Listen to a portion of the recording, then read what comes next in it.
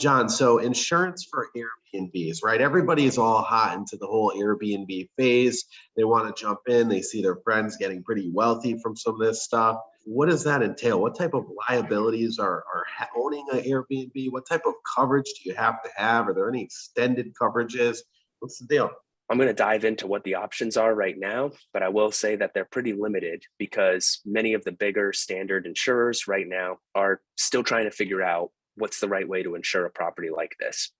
So the first question that I always get is, why do I need to do anything different with my insurance? Doesn't Airbnb or VRBO, one of these platforms, automatically give me some sort of insurance coverage? Because they do advertise that they give you host liability coverage as part of the plan. And it's true that Airbnb and these other platforms, they do offer some limited protection to hosts and guests for property damage, but there are some significant gaps in that coverage when it comes to liability insurance and your liability insurance as a property owner. The host liability coverage, there's going to be some coverage for that and for the guests themselves if they were to get hurt. But what if somebody, a third party, gets injured? That is where you can still have liability as a landlord, as the owner, and Airbnb's coverage not going to pick that up because they're really just concerned with, okay, if the tenant wrecks your apartment or your home, or if the renter injures themselves, falls down the stairs or something, Airbnb's coverage is good for that, but it's not good for your personal liability outside of that. The next question that I get after that is, doesn't my home insurance or landlord insurance policy automatically cover me for that though, right? Because now, we talked about this in a past segment, Emilio, Rhode Island state law, you're required to carry liability coverage if you're a landlord up to a certain amount.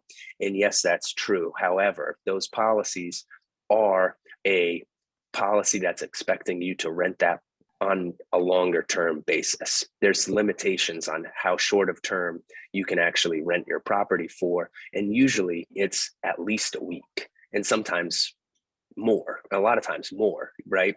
If you're renting the place out for 2 days at a time, just weekends, things like that, odds are your regular run-of-the-mill landlord or dwelling insurance policy, the liability on that, not going to cover you because that's not what they're looking for. There are a couple ways to get the insurance coverage that you need on one of these policies on a property that you're going to be renting out on Airbnb. The first one, and this is the newer one, some companies are actually coming up with the home sharing endorsement to add to your policy. So they're on your regular homeowner's policy or your landlord policy, they're giving you the option to add an endorsement that includes home sharing. So it offers a little bit more protection than what Airbnb offers to its hosts. It will add on to the existing policy and cover incidents related to home sharing short-term rentals. They may restrict it to a certain number of days per year. So it may be something where only, 12 weeks out of the year, it's allowed to rent your house on a short-term basis through Airbnb or one of these platforms. There's restrictions that come with it, but it is a good option for people who are doing some limited Airbnb type work with their property. But if you're buying a property with this in mind, that I'm buying this as an investment, I'm solely using it as an income generating property, and all I'm going to do is rent it out to vacationers, that's when you're going to want to look into a different type of policy, a commercial type policy, because the way the insurance companies look at it, you're running a business. You're essentially running a hotel at that point, right?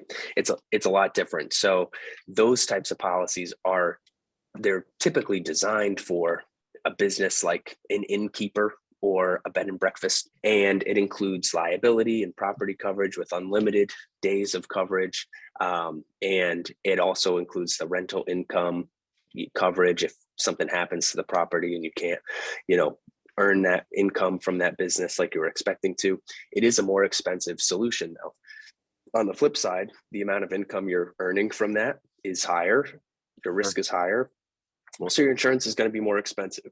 And we say this all the time, it's not always the cheapest solution that's best for you. I know when you're investing in property, the bottom line is important to protect. You want to make sure that you're properties are performing according to what your estimates are, but insurance is no place to skimp on that. It's definitely something that can leave you high and dry if you don't have the right coverage.